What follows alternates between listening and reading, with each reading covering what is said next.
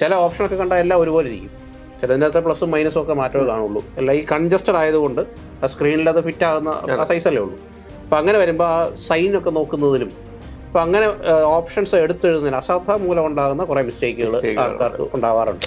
ഇത് തൊട്ട് മുമ്പത്തെ തവണ ഒട്ടും മാർക്കില്ലാതിരുന്ന ഒരാൾക്ക് ഇത്തവണ നമ്മളെ വിളിച്ച് നമുക്ക് ഇത്രയും നന്നായിട്ട് അയാൾക്ക് ചെയ്യാൻ പറ്റിയെന്ന് പറയുമ്പോൾ അത് ടൈം മാനേജ്മെന്റ് എന്ന് പറയുമ്പോൾ ഇതിനകത്ത് ഓർഡർ മാറ്റുക എന്നുള്ളതിനേക്കാൾ ഉപരി നമ്മൾ കൊടുക്കുന്ന ആ ടൈം ഉണ്ടല്ലോ, അതായത് നമ്മൾ ആദ്യമേ തന്നെ കുട്ടികൾക്ക് ഇൻസ്ട്രക്ഷൻ കൊടുക്കും. പാർട്ട് എ ഇത്ര സമയം കൊണ്ട് തീർത്തിരിക്കണം, പാർട്ട് ബി ഇത്ര സമയം കൊണ്ട് നിങ്ങൾ തീർത്തിരിക്കണം, പാർട്ട് സി ബാക്കി സമയം. ഈ പ്രോബ്ലം ചെയ്ത് പഠിക്കാത്തതിന്റെ പ്രധാന കാര്യം എന്ന് പറയുന്നത് ഇവർക്ക് പ്രോബ്ലം പേടിയായതുകൊണ്ടാണ്. പേടിയായതിനെ അവോയ്ഡ് ചെയ്യാനാണല്ലോ മനുഷ്യ പ്രകൃതി. അതുകൊണ്ട് അതങ്ങ് അവോയ്ഡ് ചെയ്യും. അതാണ് സംഭവിക്കുന്ന കാര്യം. ഇപ്പം ആദ്യം ഒരാൾക്ക് ഇപ്പം പൈ സ്ക്വയർ എന്ന് പറയുന്ന ഒരു വാല്യൂ ഉണ്ട്.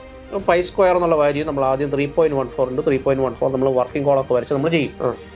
പക്ഷെ കുറച്ച് കഴിയുമ്പോഴത്തേനും നമുക്ക് മനസ്സിലാവും പൈ സ്ക്വയർ എന്ന് പറയുന്നത് അപ്രോക്സിമേറ്റ്ലി 10. അതെങ്ങനെയാണ് നമുക്ക് ഉണ്ടാകുന്നത്? By practice. ഇപ്പോൾ ക്വസ്റ്റ്യൻ വായിക്കാതെ തുടക്കം വായിക്കും, ഒടുക്കം വായിക്കും. ഇതിന് നടുക്ക് കുറേ ട്രാപ്പുകൾ ഉണ്ടാവും. ഈ ട്രാപ്പുകൾ അവർ മിസ്സാക്കും. അപ്പം തുടക്കം വായിച്ച് ഈ അവസാനം വായിക്കുമ്പോൾ ആൾക്കാർക്ക് സ്വാഭാവികമായിട്ട് ഡയറക്റ്റ് ആയിട്ടുള്ള ക്വസ്റ്റ്യൻ ആണെന്ന് വിചാരിക്കുള്ളൂ. പക്ഷെ അങ്ങനെ ആയിരിക്കില്ല.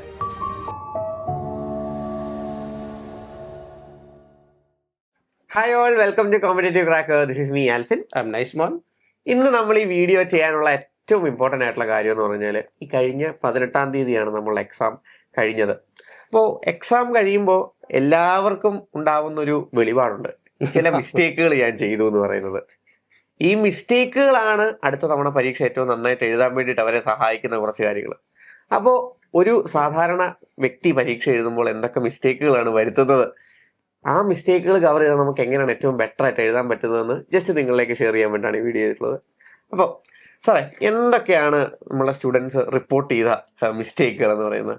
അത് അതിനൊരു ചൊല്ലുണ്ട്, അറിയാത്ത നമ്മളിത് ആദ്യമേ പറഞ്ഞു കൊടുക്കുന്നതാണ്.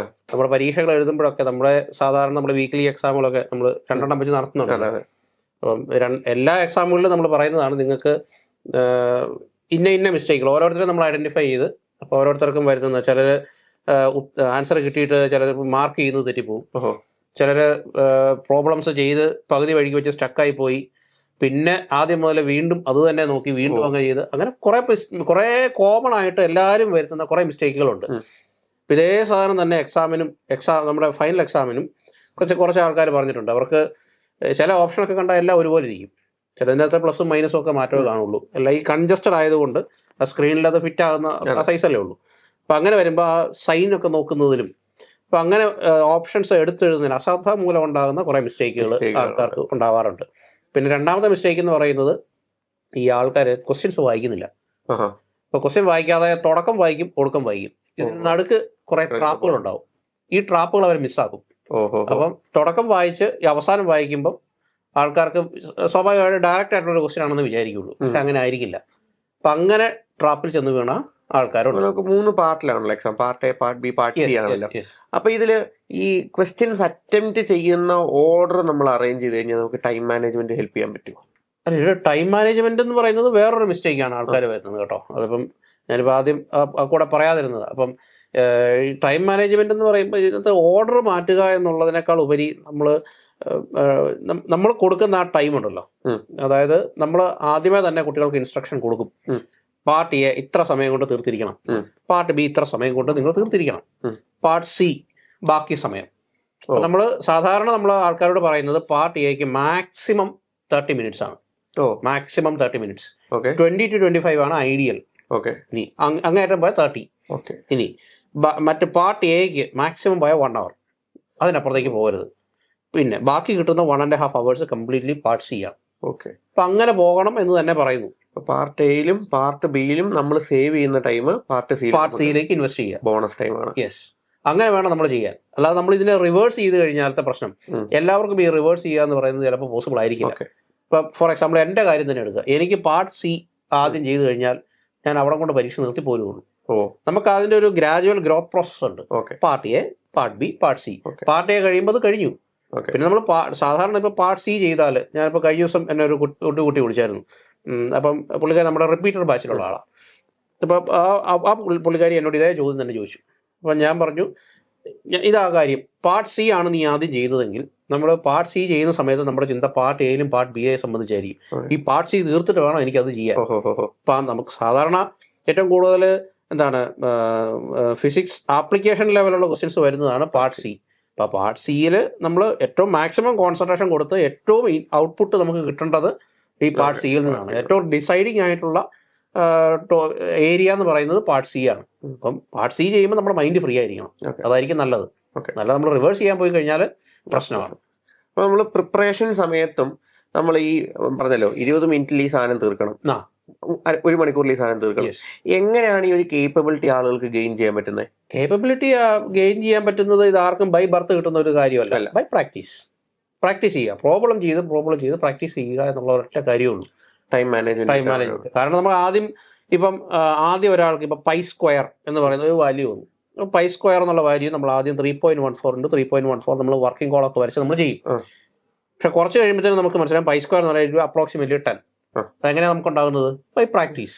അപ്പം അങ്ങനെ വരുമ്പോൾ നമ്മൾ പൈ സ്ക്വയർ എന്ന് കണ്ടാൽ നമ്മൾ ഏകദേശം 10 ആയിട്ട് എടുക്കുന്നു. അങ്ങനെ കുറച്ച് കൗണ്ടുകൾ അല്ലെങ്കിൽ അങ്ങനെ കുറച്ച് വാല്യൂസ് കാണാൻ പഠിക്കുക എന്നുള്ളത് മാത്രമല്ല, നമ്മൾ കുറെ പ്രോബ്ലംസ് ചെയ്ത് കഴിയുമ്പോൾ നമുക്ക് ഓട്ടോമാറ്റിക്കലി നമുക്ക് ഒരു ടാക്ടിക്ക് നമുക്ക് ഉണ്ടാവും.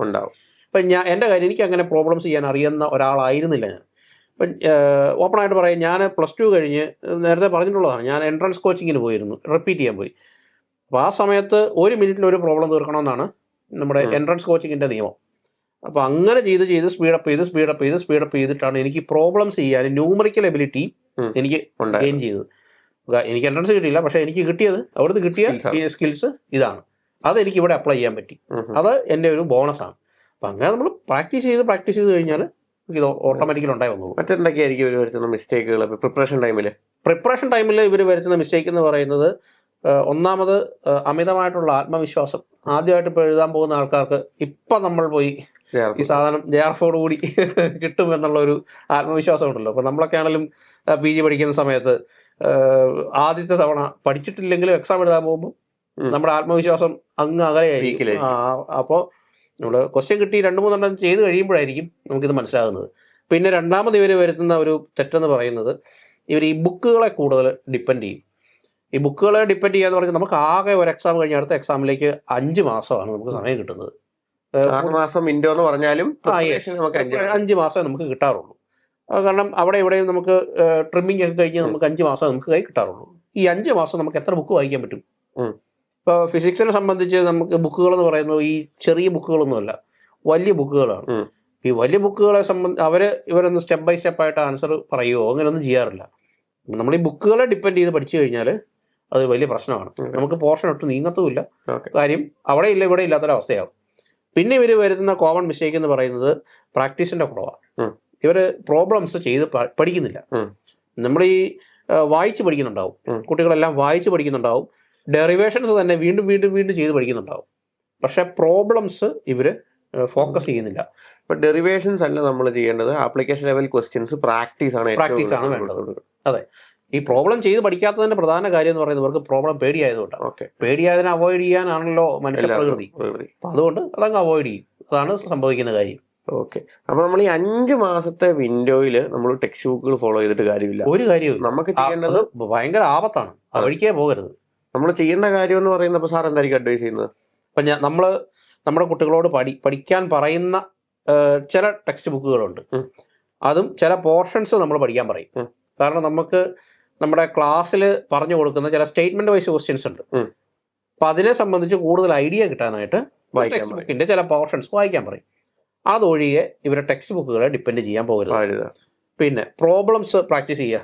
ഇപ്പൊ പ്രോബ്ലംസ് പ്രാക്ടീസ് ചെയ്യുന്ന നീന്തൽ പഠിക്കുന്ന ഒരുപോലെയാണ്. തപാല വഴിയോ കരയ്ക്ക് നിന്നുകൊണ്ടോ ഈ സാധനം പഠിക്കാൻ പറ്റത്തില്ല. എടുത്ത് ചാടുക, ആദ്യം വെള്ളം കുടിക്കും, കൈകാലിട്ടടിക്കും, മുങ്ങിത്താഴും, ഇതൊക്കെ ഉണ്ടാവും. പക്ഷേ അവിടെയൊക്കെ പ്രോപ്പറായിട്ട് ഗൈഡ് ചെയ്യാൻ ഒരാളുണ്ടെങ്കിൽ നമ്മൾ വെള്ളം കുടിച്ച് മരിക്കാതെ രക്ഷപ്പെടും. ഇതാണ് സംഭവം. പ്രോബ്ലം ചെയ്യാനും ഇത് തന്നെയാണ് അവസ്ഥ. അപ്പം നമുക്ക് ഗൈഡ് ചെയ്യാൻ ഒരാളുണ്ടെങ്കിൽ പ്രോബ്ലം ചെയ്യും. ഇപ്പം നമ്മുടെ കുട്ടികളൊക്കെ ആണെങ്കിലും ഇപ്പം നമ്മൾ ലൈവ് ക്ലാസ്സിലൊക്കെ ഞാൻ ഇവരെ നല്ലപോലെ പ്രഷർ ചെയ്യാറുണ്ട്. ഇന്ന സമയം കൊണ്ട് പ്രോബ്ലം തീർക്കണം, തീർക്കാത്തവരെ വഴക്ക് പറയാറുമുണ്ട്. പക്ഷെ ഇതിൻ്റെയൊക്കെ ഗുണം അവർക്ക് കിട്ടുന്നത് ഫൈനൽ എക്സാമിന് പോയിരിക്കുമ്പോഴാണ്. അപ്പോൾ നമ്മളുടെ ഏറ്റവും ഇമ്പോർട്ടന്റ് ആയിട്ടുള്ള പ്രിപ്പറേഷൻ സ്ട്രാറ്റജി എന്ന് പറയുന്നത് പ്രാക്ടീസ് ആണ് അല്ലേ?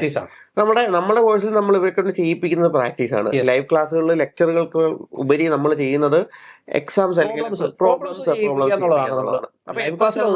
എത്ര ശതമാനം ക്വസ്റ്റ്യൻസ് ആയിരിക്കും പ്രോബ്ലംസ് ആയിട്ട് വരുന്നത് നമുക്ക് എക്സാമിന്? 99%. അപ്പൊ ശരി. അപ്പൊ പറഞ്ഞ പോലെ ആളുകൾ പുസ്തകങ്ങൾ വായിച്ചുകൊണ്ടിരുന്നു കഴിഞ്ഞാൽ അവർ ആൻസർ ചെയ്യുന്ന അറ്റംപ്റ്റ് ചെയ്യുന്നത് 1 അല്ലെങ്കിൽ ഒരു 5% കൊടുക്കുക അല്ലെ? 5% വേണ്ടിയാണ് നമ്മൾ പുസ്തകങ്ങൾ വായിക്കുന്നതും തിയറികൾ കേൾക്കുന്നതും. പക്ഷെ ബാക്കിയെല്ലാം നമ്മൾ പ്രാക്ടീസിലാണ് വരുന്നത്. അപ്പൊ പ്രാക്ടീസ് എന്നുള്ളത് മാത്രമാണ് കീ ആയിട്ടുള്ളത്. അത് മാത്രമേ ഉള്ളൂ. അതാണ് ചെയ്യേണ്ടത്. നിരന്തരമായിട്ട് പ്രാക്ടീസ് ചെയ്യുക.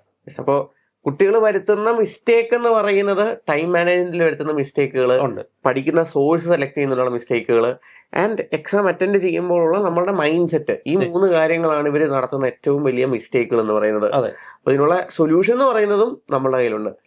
നമ്മുടെ കുട്ടികൾ തന്നെയാണല്ലോ അതിന്റെ തെളിവ്. കാരണം ഇത് തൊട്ട് മുമ്പത്തെ തവണ ഒട്ടും മാർക്ക് ഇല്ലാതിരുന്ന ഒരാൾക്ക് ഇത്തവണ നമ്മളെ വിളിച്ച് നമുക്ക് ഇത്രയും നന്നായിട്ട് അയാൾക്ക് ചെയ്യാൻ പറ്റി എന്ന് പറയുമ്പോൾ അത് തന്നെ നിങ്ങൾ ഇപ്പൊ ഈ തെറ്റുകളൊക്കെ നമ്മളെല്ലാവരും വരുത്തുന്നതാണ് കേട്ടോ. അത് ഇപ്പം ഞാനെന്നോ നിങ്ങളെന്നോ ആരും അങ്ങനത്തെ വ്യത്യാസങ്ങളൊന്നുമില്ല.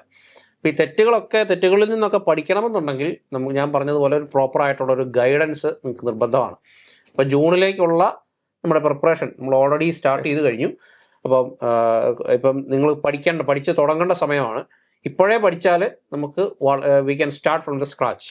അപ്പം ഏറ്റവും ബേസിക് ആയിട്ടുള്ള നിങ്ങൾക്ക് വേണ്ടുന്ന കാര്യം മുതൽ നിങ്ങൾക്ക് അഡ്വാൻസ്ഡ് ആയിട്ട് വേണ്ടുന്ന കാര്യങ്ങൾ വരെ നിങ്ങൾക്ക് ഡിസ്കസ് ചെയ്യാനും പഠിക്കാനും നിങ്ങൾക്ക് അത് ഇംബൈബ് ചെയ്യാനുമുള്ള സമയം ആവോളം ഇന്ന് നിങ്ങൾക്കുണ്ട്. അപ്പോൾ ഒത്തിരി സമയമുണ്ടെന്നല്ല ഞാൻ പറഞ്ഞത്. പക്ഷേ ഓൾ ഓൺ എ സഡൻ ഇതെല്ലാം കൂടെ ഒറ്റ ദിവസം പഠിക്കാതെ നിങ്ങൾക്ക് ആസ്വദിച്ച് പഠിക്കാനുള്ള ഒരു സമയം, റിലാക്സ് ചെയ്ത് പഠിക്കാനുള്ള ഒരു സമയം ഇപ്പം നിങ്ങൾക്കുണ്ട്. തെറ്റുകളിൽ നിന്ന് നിങ്ങൾക്ക് പഠിക്കാം. അപ്പം അങ്ങനെ ഒരു പഠനമാണ് നിങ്ങൾ ആഗ്രഹിക്കുന്നതെങ്കിൽ competitive cracker is the best place that you can choose. Sir പറഞ്ഞ പോലെ തന്നെ ആ 5 മാസത്തെ ആ വിൻഡോയെ ട്രിം ചെയ്ത് പോകാതെ നമുക്ക് ഏറ്റവും നേരത്തെ തന്നെ നമ്മൾ പ്രിപ്പറേഷൻ തുടങ്ങിയാൽ നമുക്ക് കിട്ടുന്നത് മറ്റൊരാൾക്ക് കിട്ടുന്നതിനേക്കാൾ കൂടുതൽ എക്സ്ട്രാ ഒരു ദിവസമാണ്.